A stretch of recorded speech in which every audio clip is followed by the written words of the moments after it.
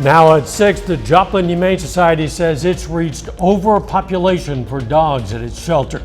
Plus, congressional candidates for the 2nd District of Kansas discuss their views on election integrity. And some students serve up Hispanic Food Day at the Carthage Junior High School. The 4 states' most watched news starts now. Joplin Humane Society is currently over capacity and not able to accept any more dogs. This is KOAM News at 6. I'm Dow Quick. KOAM's Melissa Alexis looks at how the situation is impacting local communities. The Joplin Humane Society is dealing with an influx of dogs at their facility. Over 100% capacity now for about the past 2.5 months. Connie Andrews, the executive director at the Joplin Humane Society, says every kennel is full. Which has made it very hard for us to provide our mission of getting stray animals home, so we just have no room for them. Sometimes capacity has been over 120%, so you can just set up so many crates before it's not healthy. The city of Joplin says many stray dogs are actually lost, and they encourage the community to contact them for help with finding the dogs home. Call the Joplin Health Department and Animal Control and let us know. There's a possibility that we may know where that dog lives. If the animal has a collar on it, if they could contact the owner. And right now, this means that cities like Joplin and Carl Junction can't take strays to the Humane Society. We are still open for emergencies. We are open for quarantines for dogs that have bitten. If you find a dangerous dog that truly is a dangerous dog, you need to call Animal Control or your local police department. We are still here to help you with that. We do not want dangerous animals out in the community. The city is considering their options and looking for a solution to the influx of stray dogs. We're looking at the possibility of some additional sheltering options, in addition to the Joplin Humane Society. They also look to the community for help during this time and encourage people that are in the market for a dog to adopt. Reporting in Joplin, Melissa Alexis, KOAM News. The Joplin Humane Society needs foster families and adopters. They also remind the community to spay and neuter their pets to avoid worsening the dog overpopulation problem. An area business has jumped in to help the Joplin Humane Society during this difficult time. Ridgeline Roofing and Solar will host its 2nd annual Chili Cook-Off. That event takes place October 25th from 11 to 1 at 1710 East 32nd Street.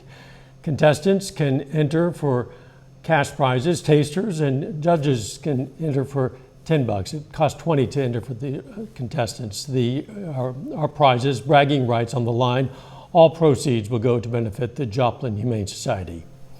Let's check in with Chief Meteorologist Doug Heddy now for our first look at the weather.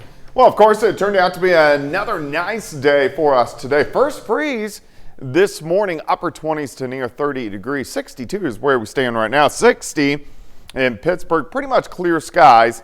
And this is what we're going to see as we go through the overnight hours. Stockton, 61. Anderson, much of the same. 64 in Veneta. Chanute is sitting at 63 degrees as we slide back through the 50s, 40s, and I think most of us kind of about 38 to 40 later on tonight, but you can see nothing going on. Clear skies across the region. So let's go through the night.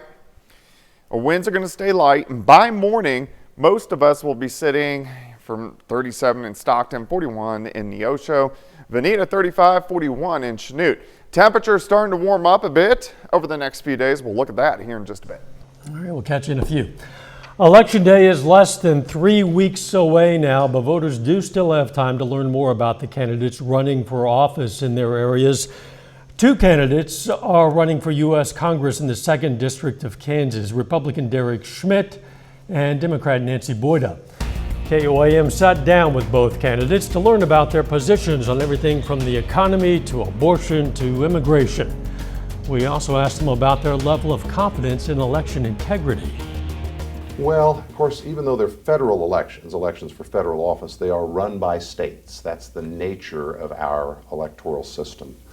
And so the answer to the question of what's my degree of confidence is it depends on the state. I think Kansas, for example, has really a respectable election system. It's secure, it can always be improved, and it didn't just happen that way. It's secure because there's been continual improvement by legislators and governors over the years trying to foresee problems and head them off or fix them after they arise. There are states I'm not as confident in. But my whole campaign is about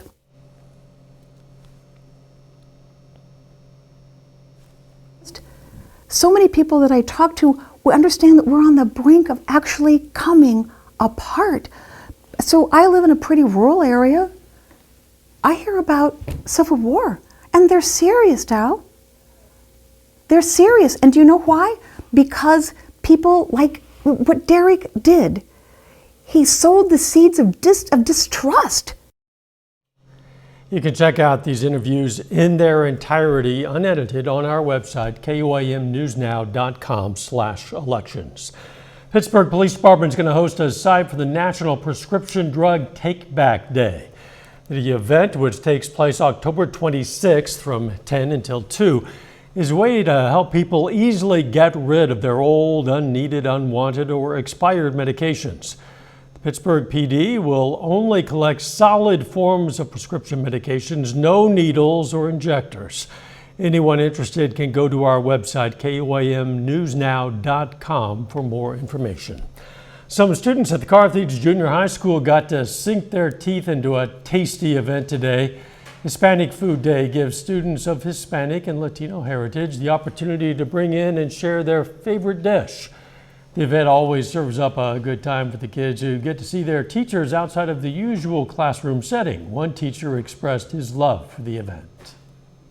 Those who are my students who are Hispanic, they get to share their culture with those who aren't, and that's why I like to just mesh those two together. I think today I feel like it's really good, and just the meaning behind it and everything. I love it.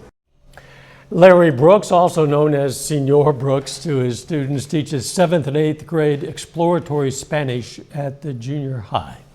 The Miami War Dogs get ready for tournament play on the Diamond. John Dales has a preview coming up later in sports, but up first, authorities look to chop down the number of incidents of lumber theft in Missouri. There's a growing concern about what's termed timber theft. The Missouri Department of Conservation is warning that there are thieves trying to illegally turn certain trees into stacks of green. KOAM's Anthony Saviello has more. They say money doesn't grow on trees, but depending on the tree, you could sell it for a pretty penny.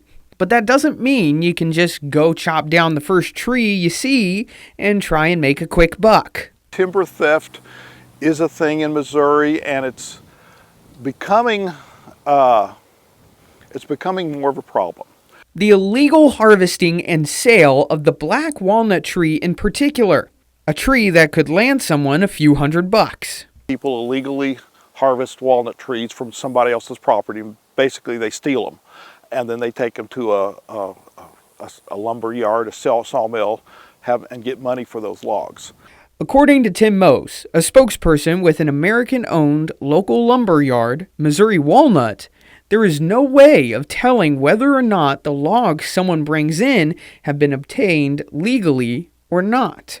However, their business works closely with law enforcement and obtains identification of every person who brings timber to the yard. If a person is flagged by local or federal agencies, that information is given to the necessary authorities. It varies on the punishment, and then what happens is the prosecuting attorney and the judge also get involved in issuing the sentence. But a lot of them end up being Class D felonies. If you're suspicious of trees being taken from your land, there are actions you can take. Public is important. Public input is important. If somebody sees something, they can report it to their local conservation agent. They can report it to their local conservation office. Hopefully putting a stop to timber theft one tree at a time.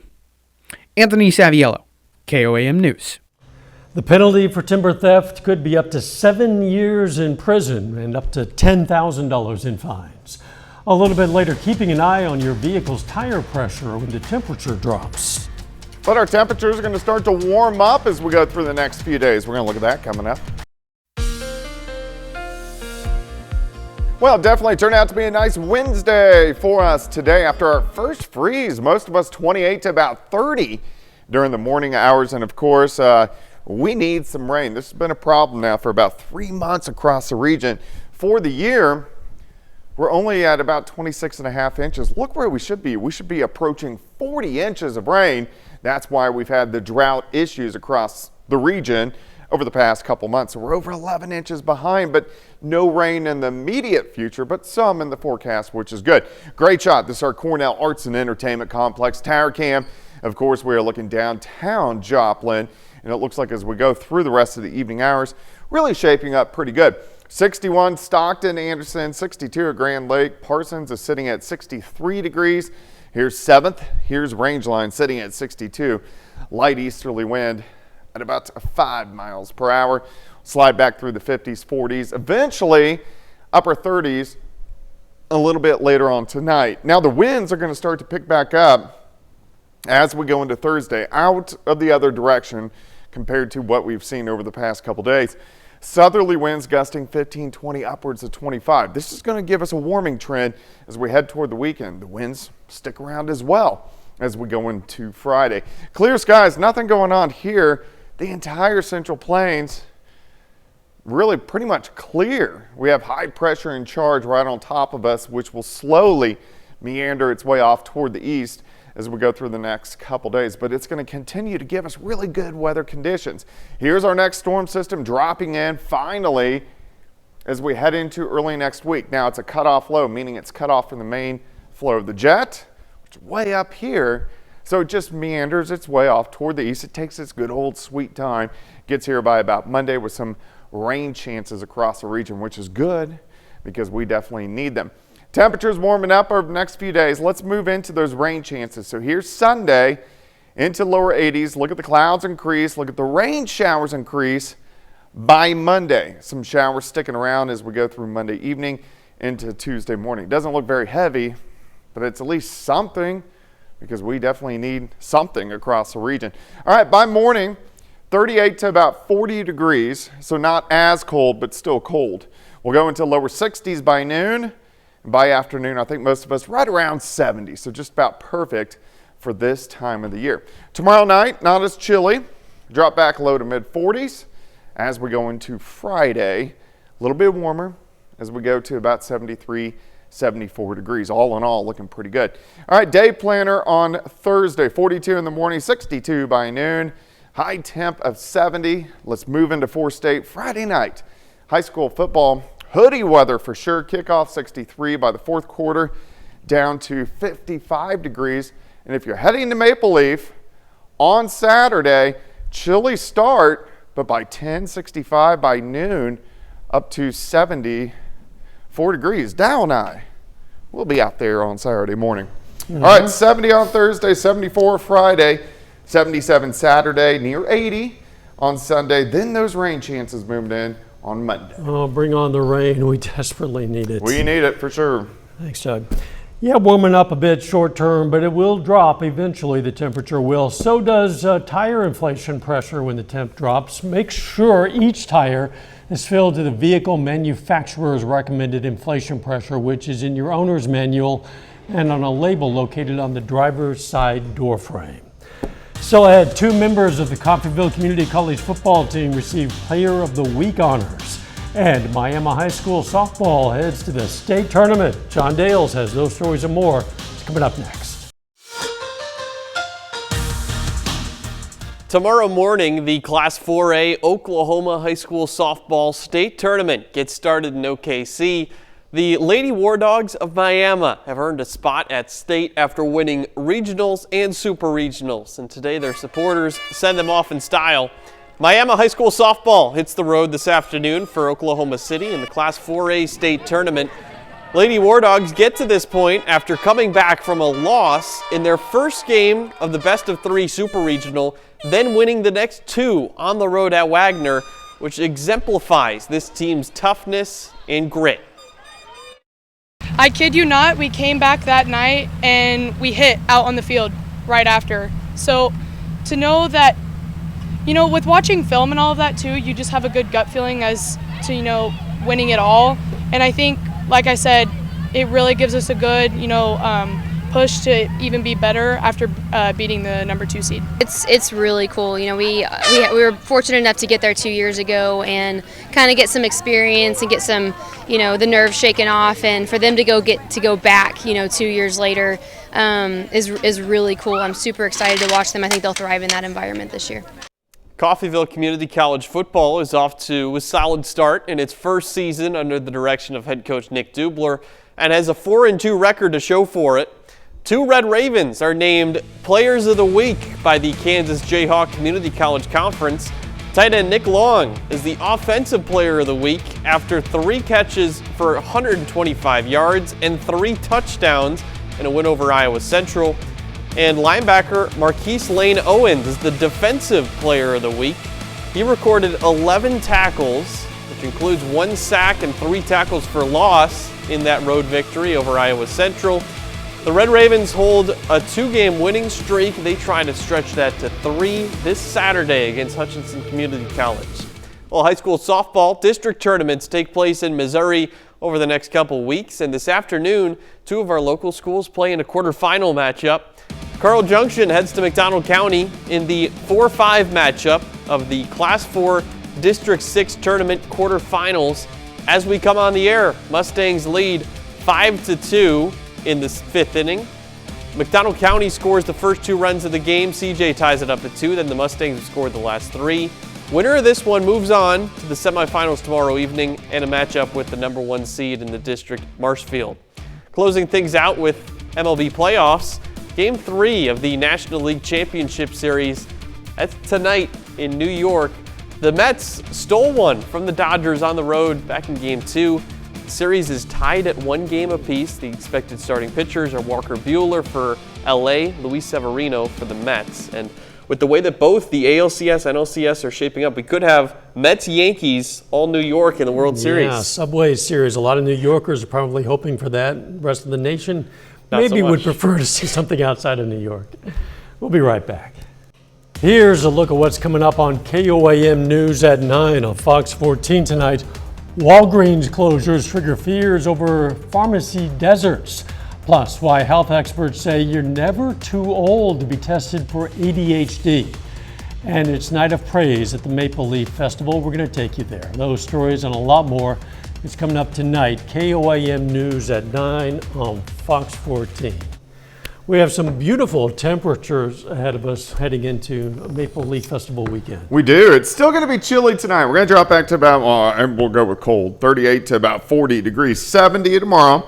So starting to warm back up, a little windy over the next few days, 74 Friday, 77 on Saturday. And at least a chance of showers, a couple of chances next week. Which we need. Final sports note. We'll have more later tonight at 10 from the Lady War Dog softball team making their way down to Oklahoma City for the state tournament. Looking forward to that. Thanks for joining us. We'll see you right back here for KOAM News at 10. Let's make it a great evening.